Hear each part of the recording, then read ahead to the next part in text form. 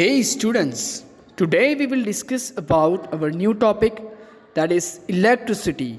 Yes, we will discuss about the electricity facility in detail in this video. This is Nu Patel. Stay tuned with this channel. Electricity. Electricity can be considered as an important growth engine for economic development. In fact, it can act as a growth engine for the development of rural and urban areas. यानी electricity जो है वो important role अदा करती है एक engine का। जैसे कि एक ट्रेन को इंजन खींचती है, अगर इंजन नहीं होगी तो ट्रेन चल ही नहीं सकती। तो इसी तरह अगर किसी कंट्री का इकोनॉमिक डेवलपमेंट करना है, चाहे वो रूरल एरिया हो या अर्बन एरिया हो, तो compulsory electricity is going to be important. Thanks to electricity, the growth of agriculture, irrigation, cottage and small scale industries has taken place in rural areas. गांव के अंदर इलेक्ट्रिसिटी का supply जैसे ही start हुआ तो growth हुआ, एग्रीकल्चर हो, खेत प्रदेश, इरिगेशन हो, सिंचाई, कॉटेज इंडस्ट्री हो या इंडस्ट्रीज स्मॉल स्केल हो, कोई भी इंडस्ट्री डेवलप हो सकती है. In the same way, in the cities also electricity is very important in industrial development and service sector development. In India, in 1950-51, the production capacity of electricity was 2,300 megawatts, which increased to 1,54,574 megawatt in July 2009. यानी अगर हम बात करें तो बहुत ही important role अदा करती है. उसके साथ साथ अगर इंडस्ट्रियल डेवलपमेंट की बात करें या सर्विस सेक्टर की बात करें तो वो भी डेवलप हो रहे हैं.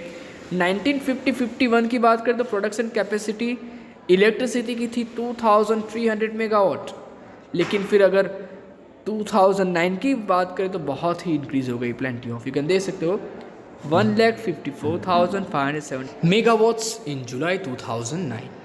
Thus, within the span of 61 years from 1950-51 to 2011-12, electricity production has increase multiple times. यानी कि मल्टीपल टाइम्स इंक्रीज हुआ 61 ईयर्स के अंदर. अगर बात करें 1951 से लेकर 2012 तक, the fruits of this increase is directly seen in the development of the agriculture sector, industrial sector and service sector. तो इसका जो फल है वो हमें डायरेक्टली दिखा किसके अंदर, तो विकास हुआ, एग्रीकल्चर सेक्टर हो, इंडस्ट्री हो या सर्विस सेक्टर हो. India leads the world in electricity production and consumption. India is in the 7th position in electricity production and the 5th electricity consumption in the world. यानी कि भारत देश electricity का उत्पादन में और कंजप्शन यानी कि यूज़ के अंदर वर्ल्ड में लिखा, विश्व में जगह पाई. 7th पोजीशन के अंदर, 7वें क्रम पर था इंडिया प्रोडक्शन के अंदर, उत्पादन के अंदर, और 5th के अंदर प्रोडक्शन पे था, जहाँ पर वो कंजप्शन के अंदर, यानी कि जहाँ पर लोग कंजर्व कर रहे हैं उपयोगिता के अंदर 5वां क्रम, 5वां क्रम उनका आया था, और उत्पादन के अंदर 7वां क्रम आया था इन द वर्ल्ड, यानी विश्व के अंदर. There are 4 ways of generation of electricity in India. अलग अलग 4 तरीके से इलेक्ट्रिसिटी जनरेट की जाती है. फर्स्ट थर्मल पावर थ्रू कोल, यानी कोयले से. सेकेंड हाइड्रो इलेक्ट्रिक पावर, यानी कि पानी से. आप डैम्स देखने जाते होंगे तो वहाँ पर आप देख सकते हो थर्मल हाइड्रो इलेक्ट्रिक पावर वहाँ से क्रिएट हो सकता है, जनरेट हो सकता है, प्रोडक्शन हो सकती है. थर्ड न्यूक्लियर पावर, यानी कि न्यूक्लियर एनर्जी से. And fourth others, that means windmill, biogas, solar energy. इस तरीके से इलेक्ट्रिसिटी जनरेट की जाती है in India. Apart from this, the government is consistently making efforts to make solar power more useful and people friendly by giving subsidies for the purchase of solar cooker, solar geyser. It is also increases the use of solar panel.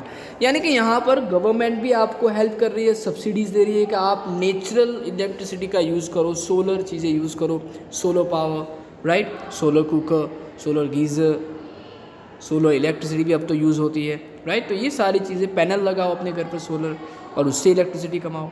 After the total energy produced in 2012-13, 70% was hydroelectric power, 16% from wind power, 2% from nuclear power and 12% from other.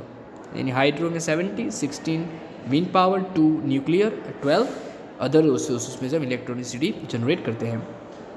Indian government has been giving more and more encouragement for hydro electric power and wind power, that means wind mill, because there is no spread of pollution from both this sources. There is a fast progress in production due to above mentioned 2 sources.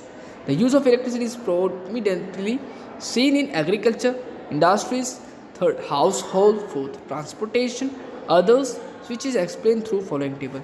यानी कि यहाँ India के अंदर अगर बात करें तो government ही encourage कर रही है लोगों को कि आप नेचुरल थिंग यूज़ करो इलेक्ट्रिसिटी के अंदर भी, और विंड मिल है, सोलर है, हाइड्रो यानी पानी से चल रही इलेक्ट्रिसिटी है वैसे जनरेट करो, ताकि उससे क्या होगा, तो एग्रीकल्चर सेक्टर है, इंडस्ट्रीज है, हाउस होल्ड घर के खर्च के लिए, घर काम के लिए, ट्रांसपोर्टेशन के लिए, वाहन व्यवहार जैसे कि रेलगाड़ी ऑब्वियसली वो भी इलेक्ट्रिसिटी से चलती है, और भी कई कार्स है, बसेस है इलेक्ट्रिसिटी चलने वाली। Others which is explain through following table, जो हम टेबल में देखने वाले हैं। Use of electricity by different sectors in percentage, table 11.3, first house hold है 22%, agriculture sector 18%, industries 45%, transportation 2%, other pilferage during the transmissions तो 13%। तो ये आप हाईएस्ट देख सकते हो, इंडस्ट्रीज के अंदर है 45%। सेकंड नंबर पे हाउस होल्ड यानी हम घर में जो यूज़ करते हैं, TV, fridge, AC, bulb, light, right, fan, air cooler, computer, television, ये सारी चीज़ें घर में जो भी इक्विपमेंट यूज़ करते हैं इलेक्ट्रिशियन वो 22% है। एग्रीकल्चर खेत की बात करें 18% है, चाहे वो इरीगेशन के लिए हो या किसी मशीन्स के लिए हो।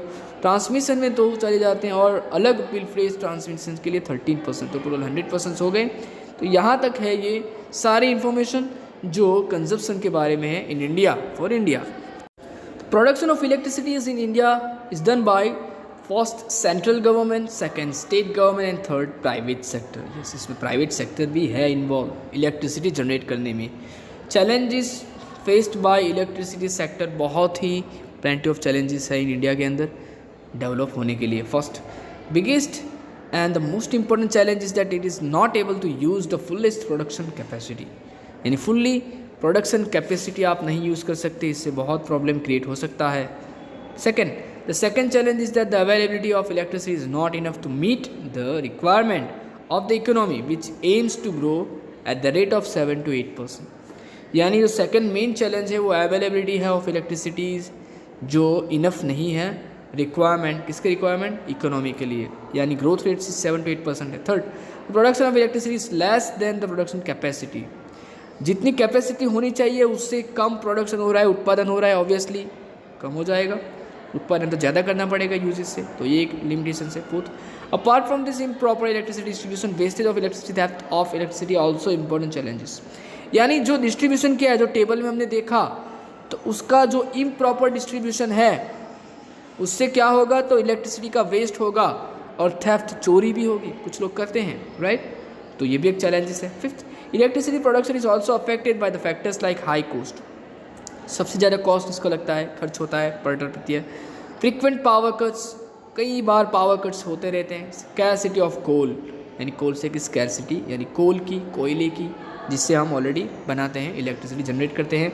तो ये सारी चीज़ें बिग चैलेंजेस है फॉर इंडिया जो फेस कर रहा है अभी इलेक्ट्रिसिटी सेक्टर के अंदर। नेक्स्ट टॉपिक है railways, we will discuss about it in our next video in detail. Here Noor Patel. Stay tuned with this channel. If you support this channel, subscribe this channel, share this channel and videos with your friends, relatives, colleagues. Thank you so much.